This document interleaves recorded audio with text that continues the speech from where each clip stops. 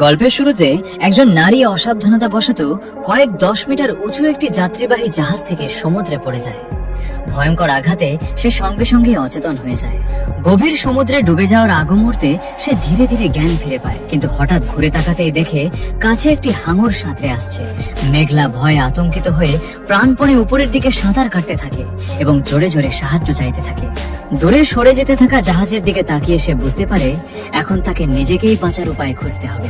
সৌভাগ্যবশত কাছেই একটি প্রবাল প্রাচীর দেখতে পায়। ভীত মেঘলা সর্বশক্তি দিয়ে সেই দিকেই সাঁতরাতে থাকে, কিন্তু পেছনে হিংস্র হাঙরটি ইতিমধ্যেই তাকে লক্ষ্য করে ফেলেছে।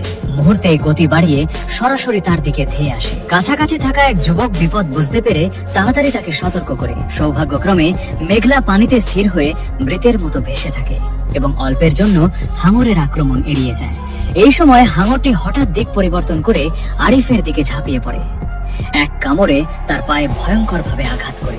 কিছুক্ষণ ভেসে থাকার পর ঢেউ মেঘলাকে সরাসরি সৈকতে ছুঁড়ে ফেলে। তখন সে ভয়ে পুরোপুরি অবশ হয়ে যায়। তার পা দুটো কাঁপতে থাকে এবং একদম নিয়ন্ত্রণে থাকে না। সে শুধু হাতের সাহায্যে ধীরে ধীরে শরীর টেনে এগোতে থাকে। কিছুক্ষণ পর আরিফকেও ঢেউ তীরে ভাসিয়ে নিয়ে আসে, কিন্তু হিংস্র হাঙরটি এখনো পিছু ছাড়তে চায় না। তার ধারালো দাঁত বের করে আবার আক্রমণের জন্য প্রস্তুত হয়। মেঘলার সঙ্গীকে বিপদে দেখে তাড়াতাড়ি হামাগুড়ি দিয়ে তার দিকে এগিয়ে যায়। ঠিক সেই সংকটময় মুহূর্তে হঠাৎ একটি বড় ঢেউ এসে দুজনের জীবন বাঁচিয়ে দেয়। অবশেষে হাঙরটি অনিচ্ছায় সেখান থেকে সরে যায়। মৃত্যুর মুখ থেকে ফিরে আসা দুইজন একে অপরকে শক্ত করে ধরে রাখে, কিন্তু সামনে থাকা বিপদ এখনো কাটেনি। আরিফের পা ইতিমধ্যেই হাঙরের কামড়ে গুরুতরভাবে ক্ষতিগ্রস্ত হয়েছে।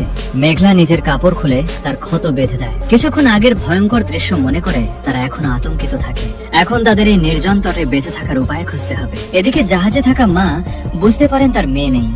তিনি তাড়াতাড়ি ক্যাপ্টেনকে জাহাজ ঘুরিয়ে ফিরে যেতে অনুরোধ করেন, কিন্তু ক্যাপ্টেন সরাসরি তার অনুরোধ প্রত্যাখ্যান করে। শুধু উপকূলরক্ষী বাহিনীকে খবর দেয় উদ্ধার অভিযানের জন্য।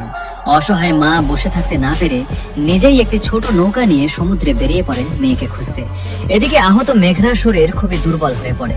তার পা ফুলে যায় এবং সংক্রমণ শুরু হয়। দ্রুত চিকিৎসার প্রয়োজন হয়। সৌভাগ্যক্রমে আরিফ কিছুটা প্রাথমিক চিকিৎসা জানে। সে নিজের জুতোর ফিতা খুলে তার ভাঙা অংশ বেঁধে স্থির করার চেষ্টা করে। মেঘলা তীব্র ব্যথায় কাঁপতে থাকে এবং মনে করে তার পা দুটো আর কাজ করবে না। এই অবস্থায় আরিফ সাময়িকভাবে চিকিৎসা বন্ধ করে। হঠাৎ মেঘলা ভয়ঙ্কর এক দৃশ্য দেখে। 10-এরও বেশি হাঙর এই ছোট দ্বীপটিকে ঘিরে ফেলেছে। মেঘলা শুধু আশা করতে থাকে যে উদ্ধার দল দ্রুত তাদের খুঁজে পাবে। এরপর আরিফ শুকনো ডালপালা জোগাড় করে আগুন জ্বালানোর চেষ্টা করে, কিন্তু তার কাছে আগুন ধরানোর কোনো উপায় থাকে না। সৌভাগ্যক্রমে মেঘলার কাছে একটি লাইটার ছিল, কিন্তু পানিতে ভিজে যাওয়ায় সেটি কাজ করে না। তাই আরিফ লাইটারটি খুলে ভেতরের অংশ দিয়ে ঘর্ষণ তৈরি করে আগুন ধরানোর চেষ্টা করে। অনেক চেষ্টা করেও আগুন জ্বালাতে ব্যর্থ হয়। মেঘলা তখন তার ব্যাগ থেকে একটি চশমা বের করে দেয়। সে চায় সূর্যের আলো ব্যবহার করে আগুন জ্বালাতে, কিন্তু সেই চশমা দিয়ে আলো ঠিকভাবে কেন্দ্রীভূত করা যায় না। হতাশ হয়ে মেঘলা একটি পাথর নিয়ে জোরে আঘাত করতে থাকে। ঠিক তখনই একটি বিশাল হাঙর হঠাৎ করে তীরে উঠে আসে। হঠাৎ এই দৃশ্য দেখে মেঘলা সম্পূর্ণ হতভম্ব হয়ে যায়। আরিফের দিকেও তাকিয়ে সে কি করবে বুঝতে পারে না। আরিফ তাড়াতাড়ি মেঘলাকে টেনে আরো উপরের দিকে নিয়ে যায়। এইভাবে তারা সম্পূর্ণভাবে এখানে আটকা পড়ে যায়। চারপাশে কোনো গাছপালা নেই এবং পরিষ্কার পানিও নেই। এর থেকেও খারাপ বিষয় হলো মেঘলার ক্ষত ইতিমধ্যেই সংক্রমিত হয়ে গেছে। আরিফ সঙ্গে সঙ্গে জুতোর ফিতা দিয়ে তার আঘাতের জায়গা শক্ত করে বেঁধে দেয়। তীব্র যন্ত্রণায় মুহূর্তে মেঘলার সারা শরীর কেঁপে ওঠে। এরপর আরিফ সমুদ্রের ধারে 2টি শামুকের খোল পেয়ে যায়।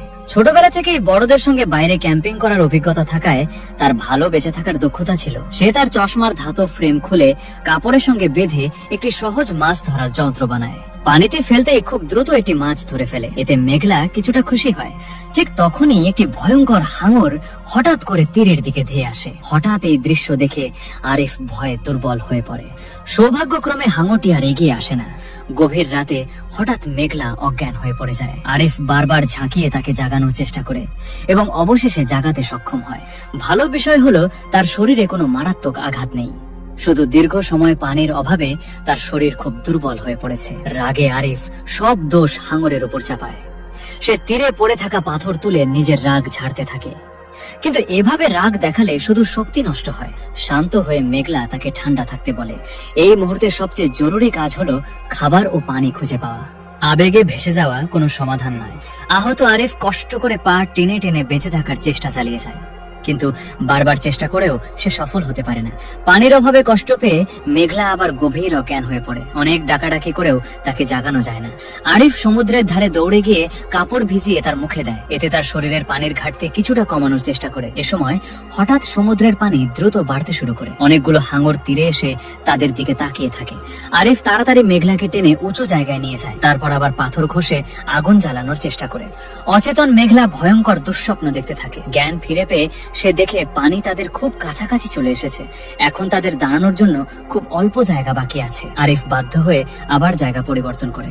সে হাতে পাথর নিয়ে সমুদ্রের হিংস্র প্রাণীদের আক্রমণ থেকে বাঁচার প্রস্তুতি নেয়। পানির স্তর ক্রমেই বাড়তে থাকায় মেঘলা মানসিকভাবে ভেঙে পড়ে। সে ভয় পেতে থাকে যে এই সমুদ্রেই তার মৃত্যু হবে। এর থেকেও খারাপ হলো তাদের পায়ের ক্ষত আরো বড় হয়ে গেছে। সমুদ্রের পানি লাগলে তা মারাত্মক সংক্রমণ ঘটাতে পারে। কষ্ট করে মেঘলা দাঁড়াতে পারলেও আবার পড়ে যায়। ঠিক তখনই আকাশে একটি উদ্ধারকারী বিমান দেখা যায়। আরিফ হাত তুলে জোরে জোরে সাহায্য চাইতে থাকে, কিন্তু অন্ধকারের কারণে তারা তাকে দেখতে পায় না। অল্প সময়ের মধ্যেই পুরো এলাকা পানিতে ডুবে যায়। আরিফ অজ্ঞান মেঘলাকে বুকে নিয়ে পানিতে ভেসে থাকে। সে অলৌকিক কিছু ঘটার অপেক্ষা করতে থাকে, কিন্তু ঠিক তখনই একটি হাঙর তাদের দিকে সাঁতরে আসে। মুহূর্তের মধ্যে আরিফকে টেনে গভীর পানির নিচে নিয়ে যায়। এদিকে অজ্ঞান মেঘলাও ধীরে ধীরে ডুবে যেতে থাকে। মৃত্যুর মুখে পড়ার আগ মুহূর্তে আরিফ নিজেকে ছাড়িয়ে নিতে সক্ষম হয়। সে দ্রুত পানির নিচে গিয়ে মেঘলাকে ধরে উপরে নিয়ে আসে। তবুও তাদের পরিস্থিতি আরো খারাপ হতে থাকে। কিছুক্ষণ পর মেঘলাকে আবার একটি হাঙর টেনে নিয়ে যায়। ঠিক সেই সংকটময় মুহূর্তে মেঘলার মা সেখানে পৌঁছে যায়। তিনি সাহস করে গভীর পানিতে ঝাঁপ দেন এবং হাঙরের সঙ্গে লড়াই করেন। অবশেষে 2 দিন 1 রাত আটকে থাকার পর তারা উদ্ধার পায়। এইখানে আজকের গল্পটা শেষ। যাই হোক, আপনারা এরকম গল্প নিয়মিত পাওয়ার জন্য সাবস্ক্রাইব করুন। ধন্যবাদ। তো বন্ধুরা, ভিডিওটা কেমন লাগলো অবশ্যই কমেন্ট করে জানাও। আর এই রকম ধরনের ভিডিও দেখতে চাইলে অবশ্যই চ্যানেলটিকে সাবস্ক্রাইব করে পাশে থাকুন। Thank you so much everyone.